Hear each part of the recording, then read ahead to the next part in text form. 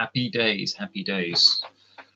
Right, welcome to the first live stream of 2025, and it's been a very long time. I don't remember if we even did like the last live stream. So, Happy New Year.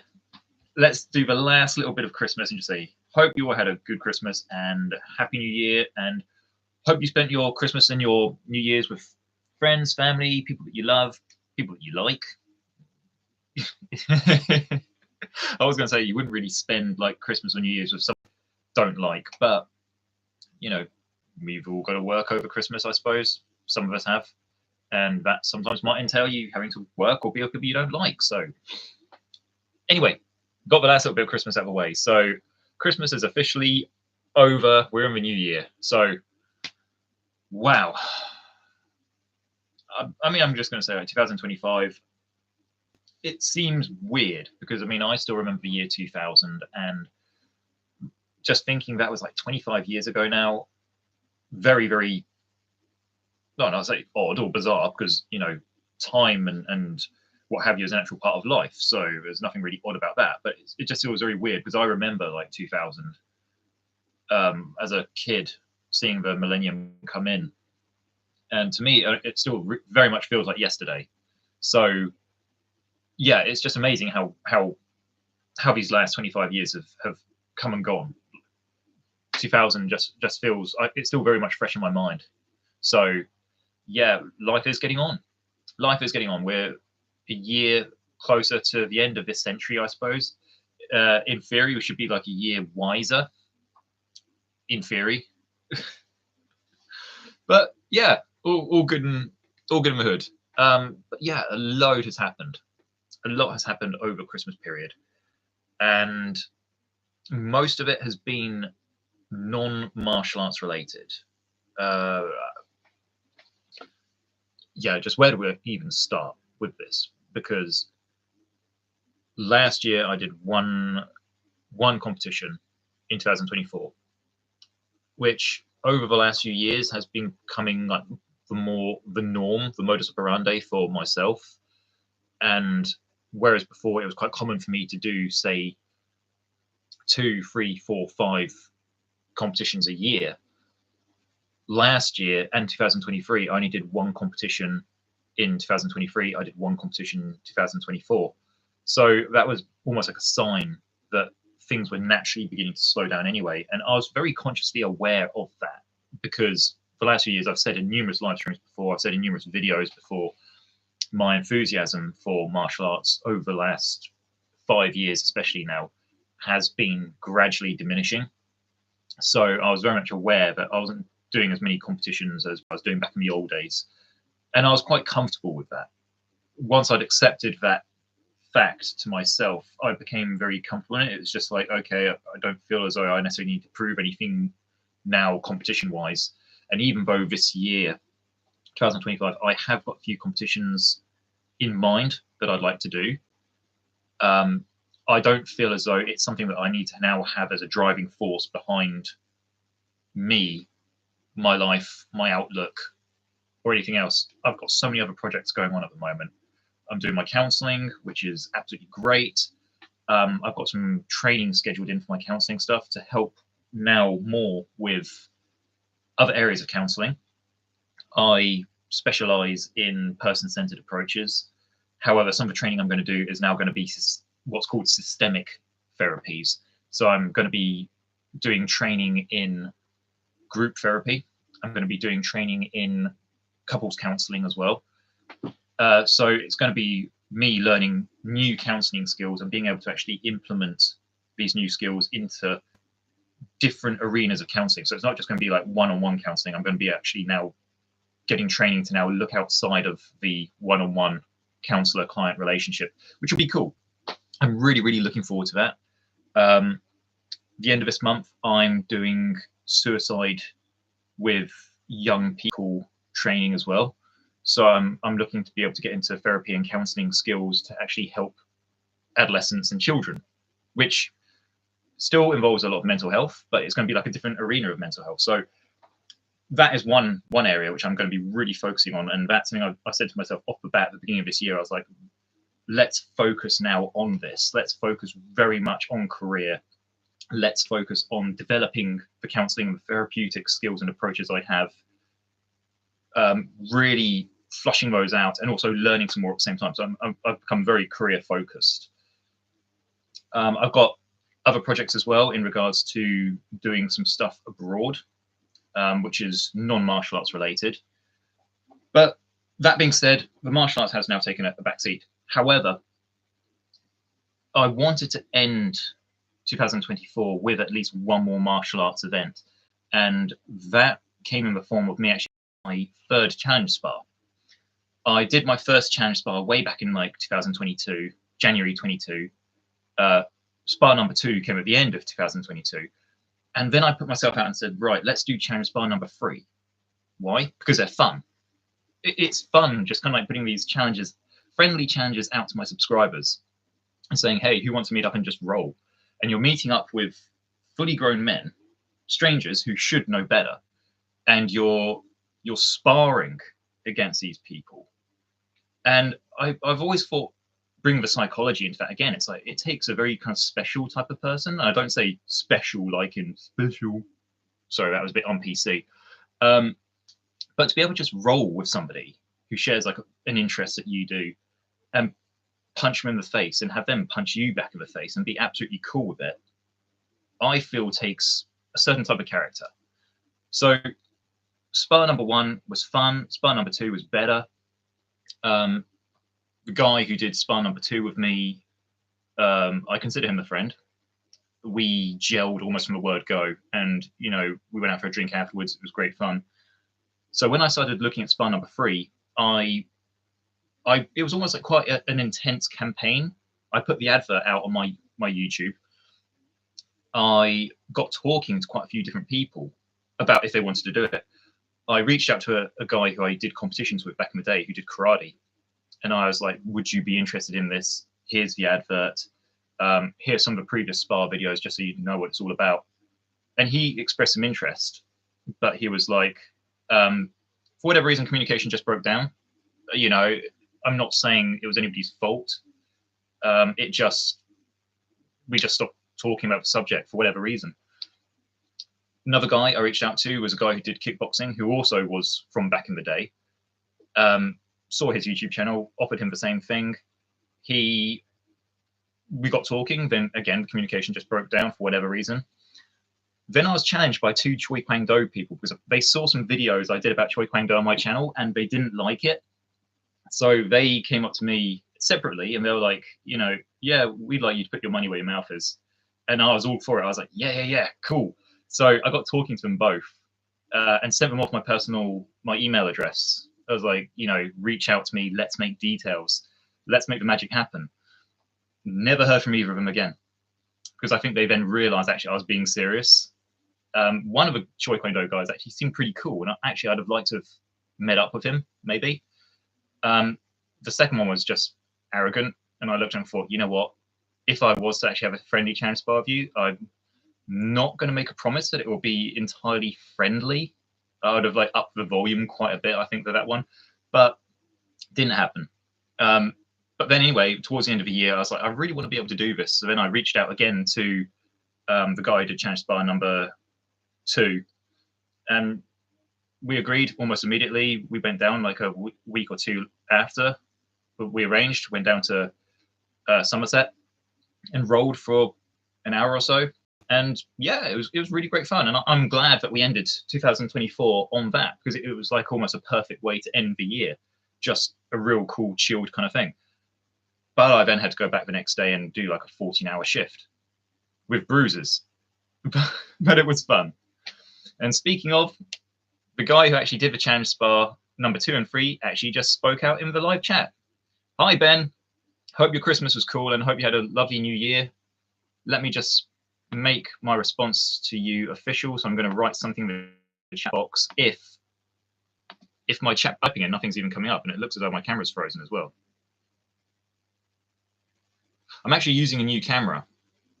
My camera for the laptop itself actually busted up, which I use for my counseling. So that was like you're trying to counsel people and you're camera's not even working. It's like, that's not cool. So I got this like digital little thingy up here. So hopefully the quality, both sound and visually, is better as well. And my comment has still not come up.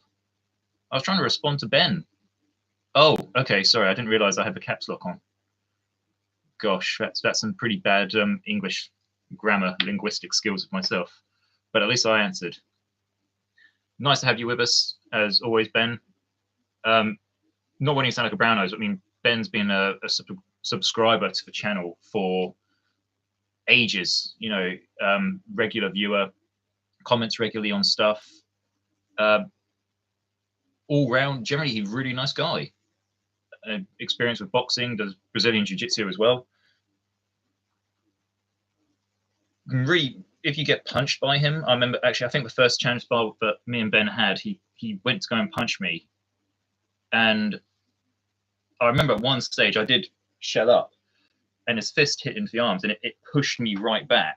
And we weren't even going 100% with each other. We decided beforehand we're only going to go like, I think it was like, I don't know, 7 out of 10 or something like that. But it was enough to push me back. And I remember looking at that thinking like, Christ, it's like, imagine if that was like 100%. It's like, I would have really, really felt I'm terrible at both. No, you're not. I'm not going to put up with that. No. The thing is, what I've learned from martial arts is people who generally say they can fight are generally the ones who can't. And I'm under no illusions whatsoever. I mean, I saw a video of a guy called Liam Harrison who does a lot of Muay Thai the other day, and I saw some of what Liam Harrison did, and I was looking at thinking like, shit, so I won't be able to go toe-to-toe with him. If I went muzzle to muzzle with Liam Harrison, he will like rip me a new one, basically. That means you're good. Hey, it's Aaron. Ah, Aaron. So Aaron and I have a history. They are good, generally aren't out to get better. Now this is debatable. See, Aaron's first live stream, and already we're in a debate. Like it. So, how do we address this actually? Because this could be dependable on ego, I'd say. Speaking from my experience, I generally like talking from my own personal experience because I don't feel qualified to talk about stuff which I haven't personally experienced. So like, for instance, if somebody came up to you and said, I don't like cigarettes, I don't like smoking, my first question back to them would be, do you smoke? Or have you ever smoked? And if they say, yeah, I smoked once, wasn't my thing, didn't like it, I'd say, okay, that's fair play, because at least you're backing up your claim with some experience or justification, reasoned justification. Whereas if they were to come back and say like, no, I've never smoked, but I don't like it, then you can look at that and say, okay, on what grounds do you say that you can not like that? So it's subjective. However, speaking from my experience, I trained with one guy who said, and Ben, I may have told you this story, he said he could kill a cow with a golf ball. And he said stuff like he trained on broken glass and stuff like this. And he believed he was a descendant of Bruce Lee. But whenever I said to him, look, do you want to go sparring? Or, you know, do you want to meet up and just do like a friendly spar or a friendly training session? There'd always be an excuse. And as a matter of fact, I did actually spar against him on one occasion. And I wouldn't say he was bad. I don't like to say people are bad sparrers. But for somebody who says he can kill a cow with a golf ball, he didn't really make that kind of impression. Everyone trains on broken glass, right? Yeah, hold on, let me get some broken glass. Oh, here we go, look. I've got a little jar. If I smash that and just put it all over the floor, which I'm not going to because my cats might step on it, but then, yeah, I'll train on that. But point being, that guy, it came down to ego, I think, for him. He genuinely believed he was like a descendant of Bruce Lee. He genuinely believed that whatever his instructor was teaching him was the oracle, way, so to speak. And yet, quite often you'll find people like that generally don't want to spar. But then you think, well, if you're so good, or you claim to be so good, why are you not wanting to spar? I'll quite happily spar with anybody, knowing, even if I'm going to get my arms ripped off. The guy who originally taught me, it was tatami jutsu, which is a form of groundwork at a Japanese summer camp I went to. The most chilled, laid-back guy you could ever meet. You literally, like, I met him. He was in this sun lounger. Like, you can imagine, like, he's got these sun lounger armrests, and he was like that. And I came along, he was just like, hey, man. And I looked at him and thought, wow, it's like, if you get any more laid back, I just need to push you and you're going to fall over. But as soon as he got his gi on and we got onto the mat, he was tying me up into all these knots. I was getting bruises in places I didn't even know existed. And there was one time I was sparring against him. I was on the ground and he came on top. And he went to actually do a ground and pound on me. And I got my foot and put it up against his bicep so he couldn't get his arm round. And I remember just like then trying to grab his arm, pulling it down towards me. And I was going to then convert my leg into a triangle choke. And we had a good camaraderie. And I remember saying to him, actually in this position, I was like, I've got you now, you bastard. And he just kind of looked at me really calmly and he was like, no, I don't think you have.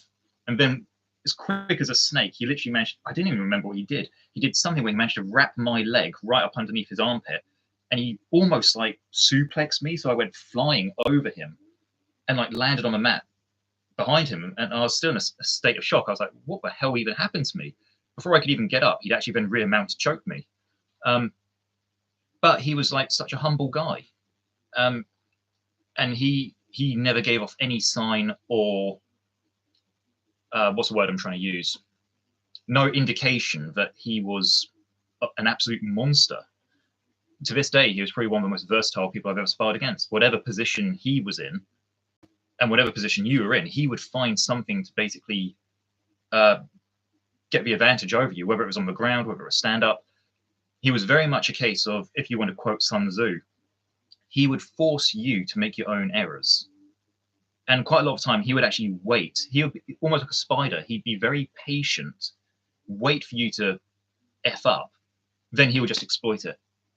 He wouldn't try and like come out and dominate you. He was very much happy to just let you make your own mistakes. And then he'd be like, well, you kind of put yourself into that position. I kind of didn't do anything.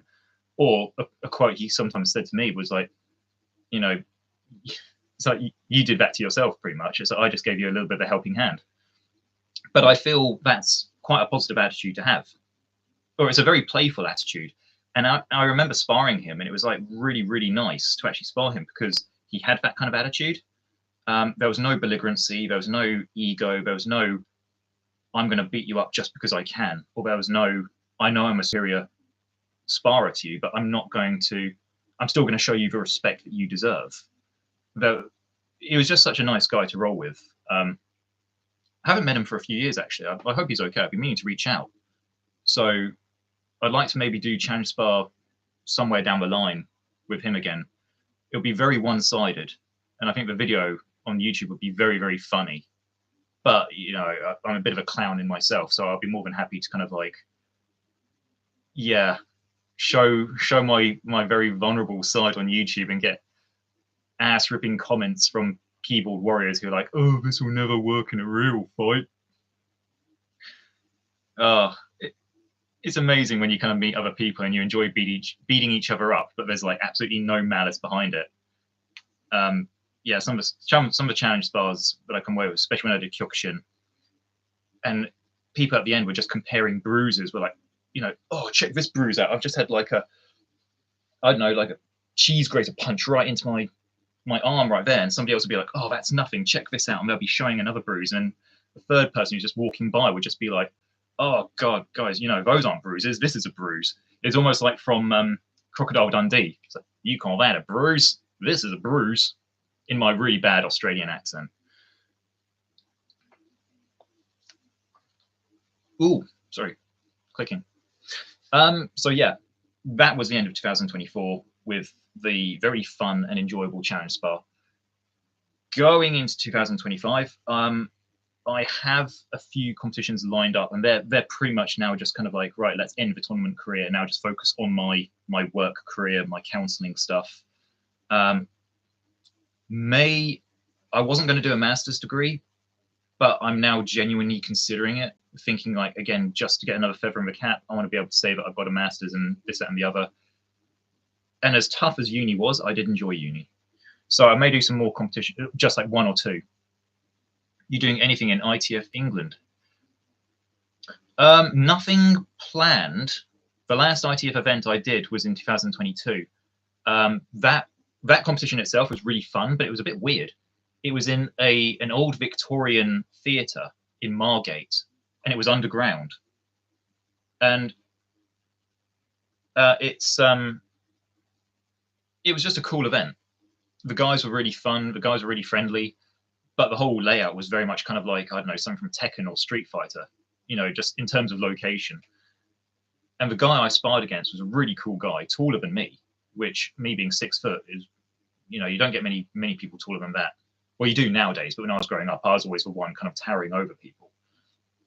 And he caught me with a back kick, like right into my ribs, and it was my own stupid fault. I remember he came at me with like a fake jab to the head, so my guard raised up, exposing all of this. And as soon as I did that, I realized it was a rookie mistake. I was like, oh shit, he's got me now. And he just spun Dweechagi right into my ribs, and it pushed me out of the mat. So yeah, that, again, talking about bruises, that left a bruise, and I remember feeling that the next day. But when I got talking to the guy afterwards, he was actually a real cool, chill guy. And I told him about that, and he was like, oh, I'm really sorry. And I was like, it's fine. It's like, go for it. You know, at the end of the day, that's kind of what we're here for. Or not necessarily what we're here for, but that's certainly like a risk of the job. And if you go in there knowing that could very well happen, that's half the battle won. Somebody once said to me, oh God, what's this quote? I'm trying to be philosophical here. I'm trying to remember this quote. You are going to get hit, but the secret is not minding that you're going to get hit. And when that was said to me, it's like, actually, yeah. What's going to happen to you in a fight? There's 2 things that can happen to you in a fight or a spar. 1, you're going to hit someone. 2, you're going to be hit by someone. That's all there is to it.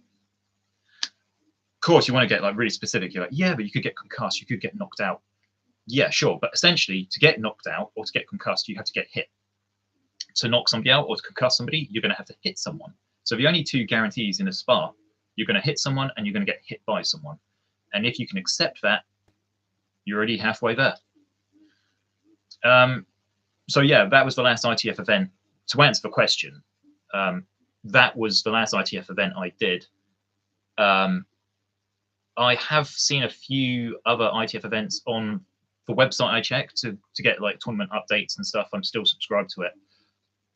But a lot of them are like, I think, too far afield, like way up north. There's a few in Scotland, which maybe back in the day I would have done. I wouldn't have minded driving all that distance and hassling a team together and saying, yeah, come on, let's do a road trip up here and spend like a long weekend out there. Where I am now, I don't have that inclination per se to do that now. I'm very much winding my career down, so I don't want to basically extol myself doing those long events. Doing competitions is quite an exhausting job in itself. And when I ran Shiva Soviet back in 2007, and when the early years of Gemini, I spent all this time like organizing competitions and getting ready for competitions, but a lot of it was stuff like behind the stage stuff, which nobody saw. Admin, booking hotels, organizing routes, rationing fuel, getting food in, getting a team together, making sure the team gelled. Do the team even want to be there? And I did a video about this recently about like how to select a team for competitions, because it's not like an easy, clear-cut thing. In the early days of Gemini, I was basically letting anybody into Gemini. And as it turned out in retrospect, a lot of people who came into Gemini didn't even want to be there. They just thought they were getting like a free holiday or a free ride, which wasn't the case, because I thought if you're going to be part of Gemini, even if you're not competing as a competitor, I'd still like you to be able to maybe like chip in and help out in some other regard, like a logistics or an admin side, perhaps. And I narrowed that down towards the end of Gemini with who was in the team and who actually wanted to be in the team. But in the early days, it was pretty much like an open door policy, and that was owning that. That was actually my fault of who I was allowing in. A lot of people who came into Gemini, in retrospect, I think, or I feel, could maybe not have been in the team. And whereas I don't want to sound ungrateful, I'm very much appreciative of everybody who's been in Gemini, because every competition we've done and every team member has bought something, even if it's just a wacky memory. Fire starter dude flooding the bathroom because he didn't know he had to put a shower curtain inside the bath. Stuff like that. To this day and age, I look back and I kind of laugh about it and think, yeah, it's quite a funny memory. But in terms of like the wider picture of things, it very much exhausted me, I feel. So yeah, maybe once, many years ago, I would have gone off to Scotland and stuff to do a competition. Like I went off to Finland 15 years ago. I've been off to Canary Islands and Portugal and what have you, and Poland to compete. Tunisia quite recently in 2024. But to wind down, to kind of like do the final competitions this year, I'd very much like them to maybe be like quite low key. One of them was meant to be this month, and it was a charity event. It was for diabetes, meant to be in Wales. And I looked and thought, yeah, that would actually be kind of like a cool thing to do. Just end it maybe on a nice, light-hearted charity kind of competition, because you're then doing it for a good cause. That kind of fell through for no fault of anybody. Excuse me. The competition itself just organisers, I think, just had a falling out or something, and it's now not going on. The next one after that will be in Yorkshire. Now, bearing in mind what I just said about long distances, I looked and thought for a final one to maybe get like a small team together to go up to Yorkshire to do this event. Then at the end of that, call that quits. Then I'd be happy with that. So, competitions are great. I mean, I've got loads of happy, pleasant memories of competitions, and I feel every competition that I've done since June 2000, which was the first competition I did, everyone has like a unique memory about it. And you meet some amazing people. You travel to some amazing places. I mean, I've traveled to some places where I hadn't even heard of, or places I never thought I'd ever end up going to, like Disneyland Paris. I went to Disneyland Paris purely for a competition. I went to Dublin for a competition. I wouldn't have gone to Dublin for any other reason. It just happened to be a competition. Wacky places like that. So it's a lovely way to be able to travel and to then learn new stuff and play with certain aspects of martial arts training. However, you need to kind of be prepared. It's something you can't just really jump on a bandwagon and do. It's something you have to basically invest quite a lot of time and effort and planning behind. Again, that's speaking from my experience.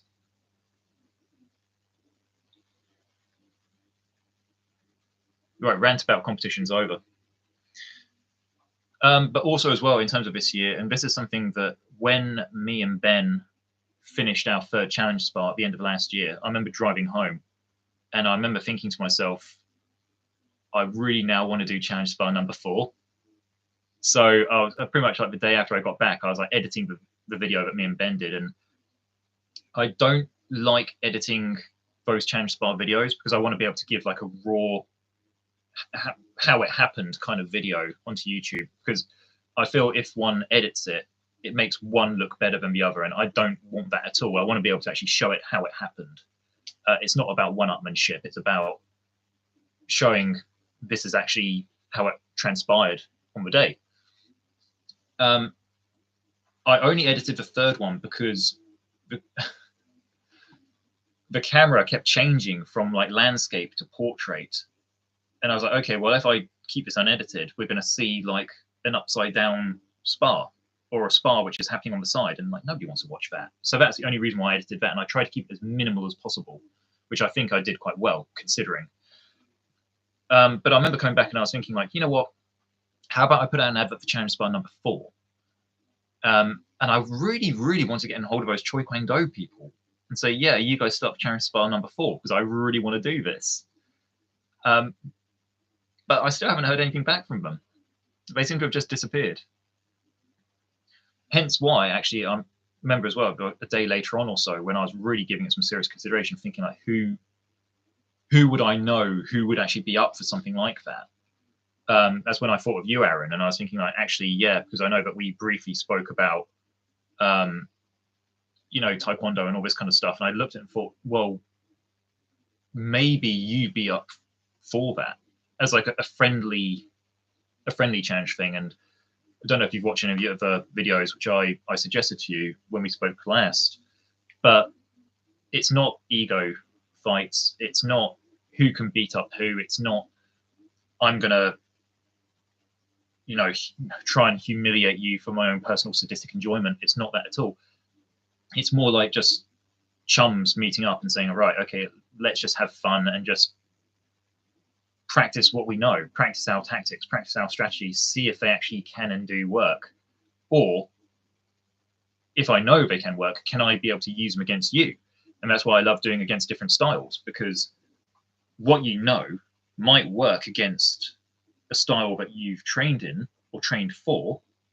But then if you spar somebody who's from a different style, it's interesting to see if the tactics and the strategies that you know will be able to be used in the same way against them. Or would you have to adapt your strategies? And if you have to adapt them, how are you going to adapt your strategies? So, yeah, I find them very enjoyable. And I'm not just saying that because I organize them, but I generally just find it a very, very fulfilling experience. You know, it's fun, it's educational. No harm comes of it. And I even said to Ben last time, actually, I was like, we were talking about break falling. And I said, I do know how to break fall. So I was like, I said to Ben, if you want to take me to the floor or leg sweep me, I'll be more than happy to do break falls. We ultimately decided against that. But I mean, I honestly don't mind doing that.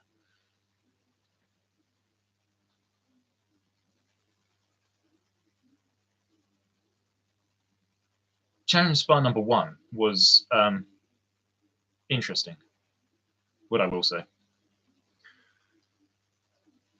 We had some pretty funky music for challenge spar number 1. It was like, I think the CD that we had was called something like Pop Hits from the 90s or something, but the music did not match what was going on at all. But that just kind of added a bit more of like funness to it, because it gave a bit of like a comic relief. Challenge spar number 2, I think we had Slayer, if I remember correctly. And the third one, we had like a mix of like late 90s, early 2000s rap and hip hop and R&B and stuff. But that just adds to the funny side of it as well. Oh, what's happened here? Oh, there we go. So yeah, I mean, by all means, Aaron, if that's something that you're up for, then just let me know. You've got my channel now. I mean, like, comment away, and you know, we'll make plans. And same to you, Ben. You know, I mean, if you fancied rolling again at any time, and I'll be more than happy to go to Bath, maybe make a long weekend of it or something like that, and I'll be more than happy to like spend some time in Somerset and Bristol and what have you. So that would be cool. Alternatively, we might actually get like somebody who we don't even know. We may even get like a Jeet Kune Do person, somebody who does dark Jeet Kune Do.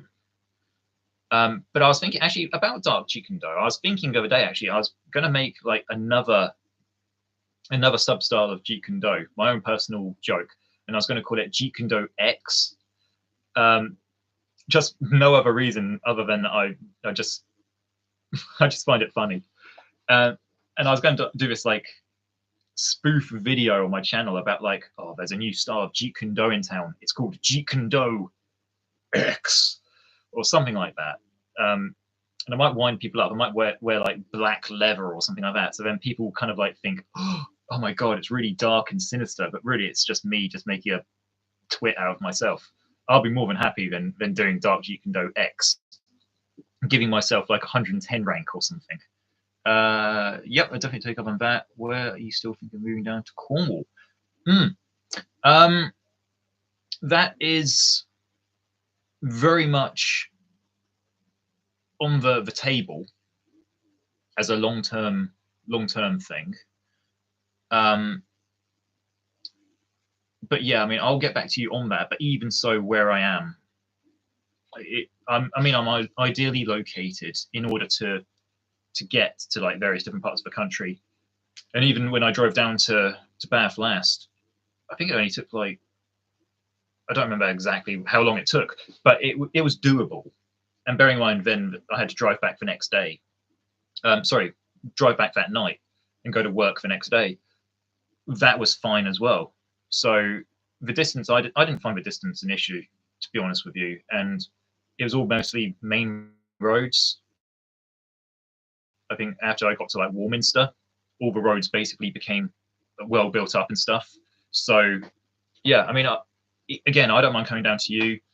Even if you wanted to come over to me again, then I'll make inroads with that Chinese school I told you about, the strange church, the underground church, where it's all designed like a Chinese temple. I don't mind getting in contact with them and just seeing what we can do with that, if you fancy, because I think that'll be a pretty cool venue.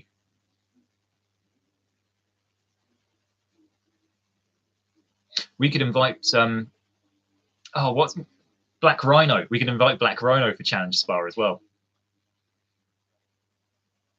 Yeah, it looks pretty cool. It's got like lots of Chinese decorations around the place. The school Namyang. I don't know them personally, only from what I've seen, and became aware that they had this gym.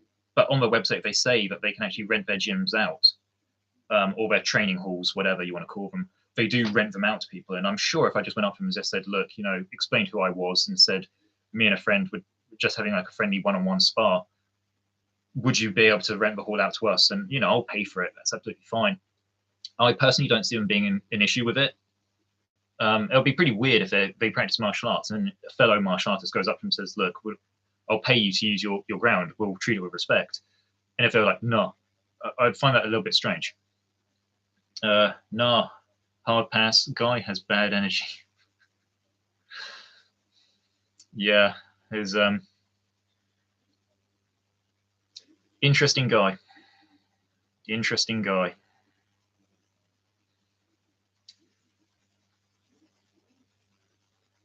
Bless him.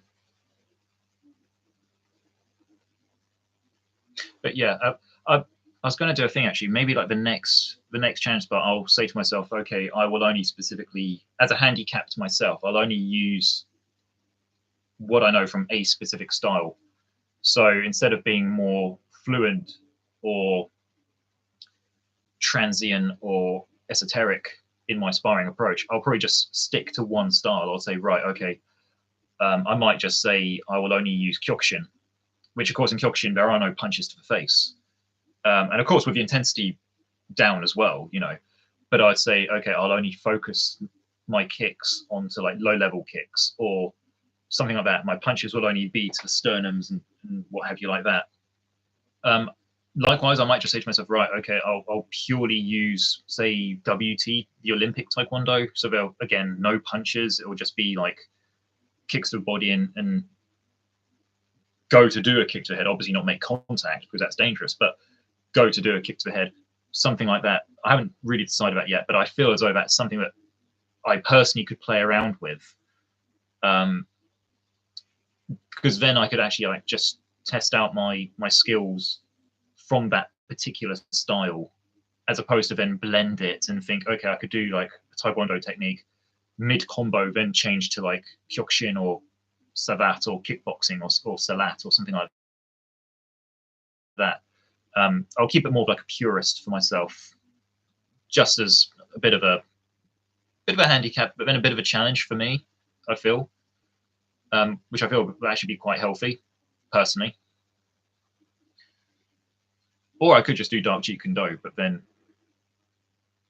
I mean, Dark Jeet Kune Do is just like a jokey thing I just made up one afternoon. It's not like a real thing.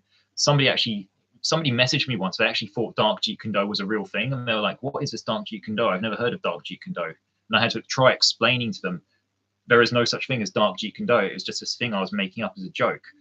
And they were like, "Oh, okay, so it doesn't actually exist." And I was like, "No, I just told you Dark Jeet Kune Do does not exist. Why would somebody make a martial art and call it dark something? Unless it's a McDojo." But I mean, again, or egos involved, you know, dark karate. Imagine if somebody actually made a martial art called dark karate and they were being serious about it. That would just be weird. Dark taekwondo. What would that even be? Dark taekwondo. It's like a combination of, I don't know. You just wear black. You wear like insane clown posse makeup or something. Dark anything. Dark judo, dark boxing. Crazy.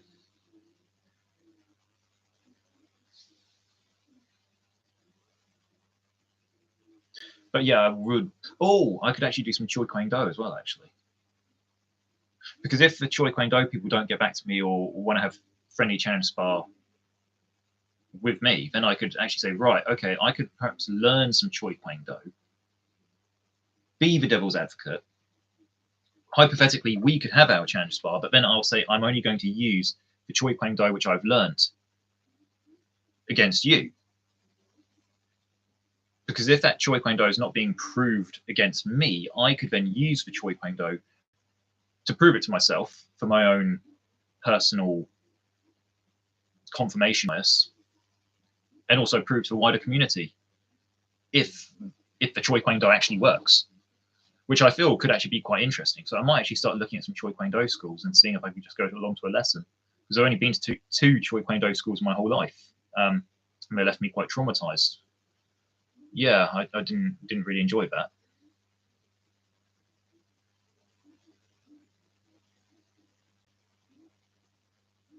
Aaron, have you ever heard of Choi Kwang Do? And Ben, actually, I read your comment the other day. Actually, I went back over one of my old videos about Choi Kwang Do, and I remember seeing your comment came up. It said something like, you did a deep dive in Choi Kwang Do and you thought it looked really awkward. And it was just like, that's Choi Kwang Do. I haven't. Okay. Oh God, how do we describe Choi Kwang Do? Okay. There's a martial art called Choi Kwang Do, and is it Bushido? Yes. Yes, it is. You ever heard of Saibukan Jiu-Jitsu? They have a few videos online, and I've become pretty obsessed with it. One of the main guys broke away and wrote a book exposing it as a scam. Oh gosh, I might actually have to do some research about that. Saibukan Jiu-Jitsu. Okay, make a note. Make a note. Yeah, you get all these scammy kind of things. But yeah, Choi Kwang Do is Bushido. It was created by a guy called Kwang Jo Choi. So he essentially named the art after himself. I know in some Chinese martial arts, that's the done thing. However, my own personal take, I personally find that quite egocentric. It's like if I made a martial art, I wouldn't call it Samdo, the way of Sam.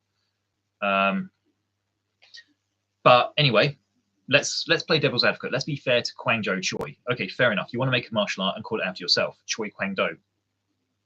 More power to you. You do that.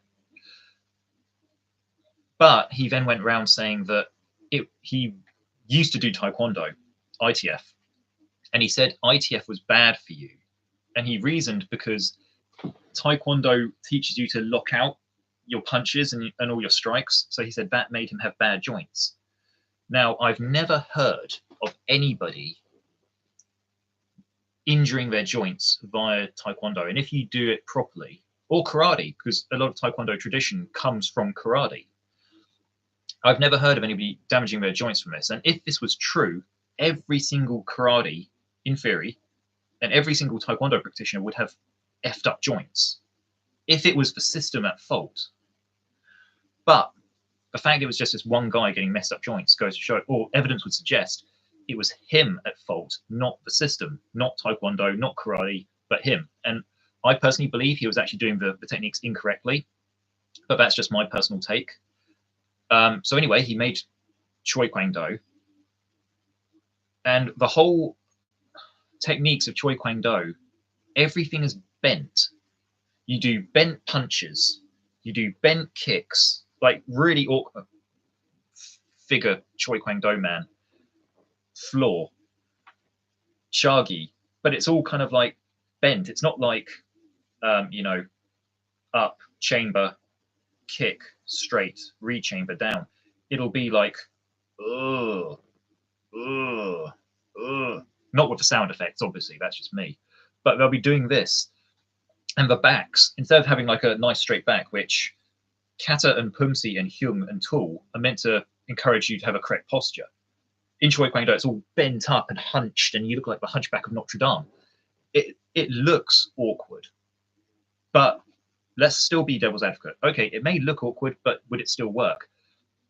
When I went to my Choi Kwang Do lessons, yeah, it didn't work. I felt very unbalanced doing these Choi Kwang Do techniques. And I felt as though I was actually going to do myself more physical harm by not fully extending stuff. Or you went to go and punch a shield and you punched it with like a very bent arm, and you're just like, well, I can't extend my power to go through. I'm just tapping it. But then Choi has a mantra.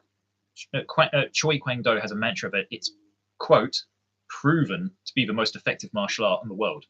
And that is on their official website.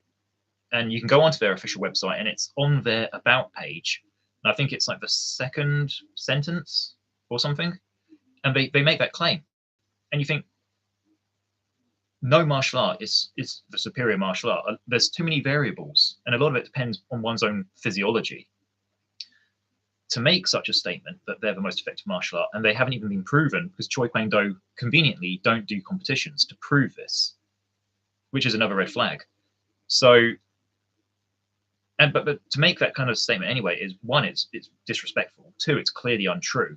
And three, it's opening itself up to severe critique. But when I've done videos about Choi Kwang Do on my channel, comments are polarized. A lot of people will be like, yeah, we agree, Choi Kwang Do is a bit of a joke. But then some other ones who clearly do Choi Kwang Do are like, oh, no, it's amazing. How dare you say this? And fair enough. You have an opinion. You're allowed your point of view. That is part of the Human Rights Act. You're allowed to express your point of view and your opinions. I don't have an issue with that. You're not going to agree with me all the time. Fine, I can live with that. But if you're going to make those kind of claims, at least provide evidence to back up what you're saying. Otherwise, it just becomes a statement. You know, I could say, I have a degree in psychology. Somebody could say, prove it. Well, there you go. There's a certificate. There you go. Instead of me saying, I've got a degree, somebody says, prove it. I'm like, no, don't want it. Then that will take I'll make myself look like the stupid one. But that's Choi Kwang Do. Feel free to check it out on YouTube. It's very, and it's quite cultish as well. You know, a lot of people who do Choi Kwang Do, from my experience, who I've met, find it very hard to take critique. And of course, you're going to get good and bad in all styles. Every style has flaws. And I think if we're honest and mature and accept that, then we can learn how to fix and remedy them or adapt. Anyway, sorry, I've been neglecting the comment section. I'll check them both later. Yeah, please do. I think you'll be entertained. And check out the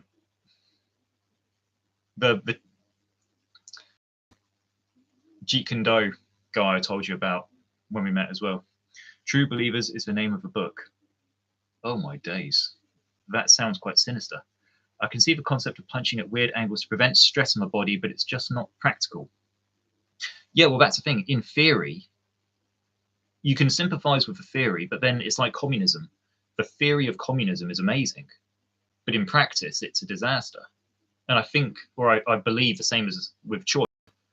The theory is there, and the theory should work, but it just doesn't. Taekwondo, in my opinion, is the safest martial art, even with hard sparring, along with all the UFC trophies they haven't won. I mean, what makes a safe martial art? That's quite an interesting question, actually. I might actually do a video about that. Yeah, actually, that's a good. Yeah, I can roll with that. Actually, what makes a martial art safe? I'll phrase it differently, but yeah, I think that's something that could be explored. Along with all the UFC trophies they haven't won. Yeah. I'm still waiting for the day for watching like an MMA fight or UFC 578. And I don't know, they're introducing some guys like, here comes Steve from Choi Kwang-do Crawley. He's got a record of 87 wins and no losses. I feel I'll be waiting for quite a long time. I think it'll be a solid video. Yeah, I mean, you get a lot of people, especially online, and if ever you want to amuse yourself, or whenever I'm feeling bad or I'm going through some depression or whatever, and I feel like I need a bit of a chuckle, I'll quite often just look at a YouTube video and I'll ignore the video and I'll just start reading through the comment section, because some of the comments people leave are absolutely hilarious, whether they're being serious or not. But a lot of people I feel on YouTube, they type stuff like, what's the deadliest martial art? Well, why do you want to know that? Why do you need to know that? Kind of thing. And does it really matter what the most dangerous martial art is? Like, and what degree of danger? Like competition sparring danger? Are we talking about out on the street danger? Are we talking about military dispatch kind of martial arts danger? Security guard level danger? What kind of danger are we actually talking about? So, but a lot of people, this is, I believe, is like human nature. Humans, if you want to take a Sigmund Freud approach, are very, very vicious animals anyway. There's only two natural things that humans have in them. One is to have sex and one is to fight. Sex to ensure the reproduction of our species, to continue the human race to live. Two, violence is to basically kill any other species that we perceive as a threat to ensure that we are safe. So if you're to take a Freudian approach who says that humans are by our nature very violent, you can understand why people are very obsessed with violence. There's a reason why on the internet porn and fight videos are the most popular things you're going to find. But that being said, if we're always talking about what makes an effective martial art, what makes a deadly martial art, what makes a dangerous martial art, let's actually now look at the other side of a coin. What is the safest martial art? Because not everybody who does a martial art wants to go and be UFC. Not everybody who does a martial art wants to become this mean green killing machine. And I've always believed the beauty of martial arts is that there's something in a martial art for everyone, whether it be physical, holistic, spiritual, fitness, self-defense, socializing, or just something to have fun. A lot of people, I mean, some of the best competitions I've done, going back to competitions briefly, some of my favorite competitions have been where I've not won anything, but I've had such a good time. It's been such a good, fulfilling experience. Like when I went to Finland, I didn't win in Finland, but I actually really enjoyed that competition. So there's something for everybody. And sometimes if you want to do a martial art, you don't necessarily want to get bashed and bruised and stuff, or you may do it just to teach you that this is what martial arts can do in certain hands. But if you're a kid starting, you want your kids to go to martial arts to maybe learn a little bit of discipline or something. You don't want them to go there and get beaten up. So therefore, you look at what's the safest martial art. So I feel it's a fair question. I'll probably actually start doing a video on it when I get some spare time, which I don't get much spare time. Even doing this live stream, to be honest, I've got loads of other stuff I need to get done. As soon as this is done, I'm going to go do some other worky kind of things. That's my problem. I looked a lot before starting TKD because I'm old.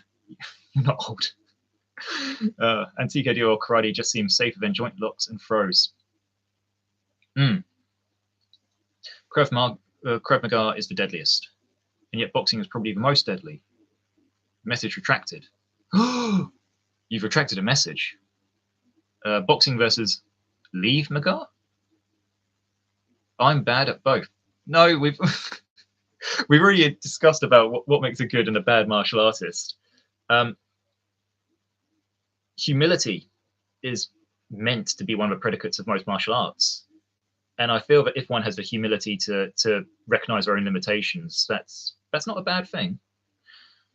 I mean, for myself, I have a bit of a joke with myself. I say I don't consider myself good at martial arts, but it's something which I enjoy. And that's kind of how I even made this channel. I was going through a bit of a tough time, and I said to myself, right, take myself out of the care profession for a minute. I've been working intensively in psychiatric units. And I said, just come away from that and just, as my own personal catharsis and my own personal therapy, do something which you're good at. And I thought about martial arts, and I thought, I'm not actually good at martial arts, but it's something which I enjoy. I want to be a Ninja Turtle.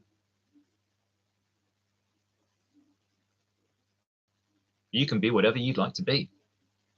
You have agency. You have the power to shape your destiny. An average pro boxer would destroy any Krav guy. You and me both, in my opinion. Tai Chi has got to be the safest. I call Raphael. No, I'm bad at bedroom. Robert, I'm bad at bedroom stuff and fighting. I'll leave you to that one. Tai Chi is safe, and if someone tries to fight you, and then you are screwed. Well, that's the thing as well with Tai Chi. I don't have that much experience with Tai Chi. I mean, the Tai Chi experience I have is very, very minimal. So again, I don't feel as though I'm qualified enough to really talk about it ad nauseum. But I've heard some people say, pardon me, I've heard some people say that Tai Chi can be very street savvy in the right hands. If you know what you're doing and you understand the combat application of Tai Chi, it can become something quite vicious. I've also heard that a lot of Tai Chi is actually grappling as well. But make of that what we will. It's a shame, actually, we don't have many Chinese martial arts aficionados actually coming onto the channel, to be honest. They could give some real insight into that. I've got to go train. Stay safe, guys. Well, that's cool, Ben, actually, because I was only going to keep this for an hour, to be honest. I've got some other stuff to do myself. So I'm literally going to end the live stream now anyway. But, guys, Ben, always lovely talking to you again, and we will see if we can meet up at some point soon and go for a drink or go for rolling. Probably because your channel. Yeah, I know, it sucks. It's so bad. Should have seen a comment somebody put on my channel quite recently, actually. They're like, yeah, you're a terrible channel. And I was like, yeah, you're watching it. So who's worse, me or you? He never replied. Aaron, thank you so much for joining. Thank you for being a visitor to the channel, and hopefully we can meet up at some point as well and actually do our friendly spar as well if you're still interested in that. Because of our distance as well, that'll probably be quite easy to arrange. So if you're up for that, I'm more than up for that as well. Rob, I know you've just tuned in, but always thanks from across the pond. It's called TKD. I meant your channel is called TKD. I was going to change it to TKD Heretic at one stage, but then I'd probably get the wrong kind of crowd. But yeah, cheers anyhow.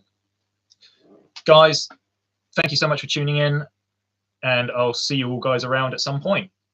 Stay safe, train hard, keep listening to Iron Maiden because they're the best band around, and I will chat to you all later. Ciao for now.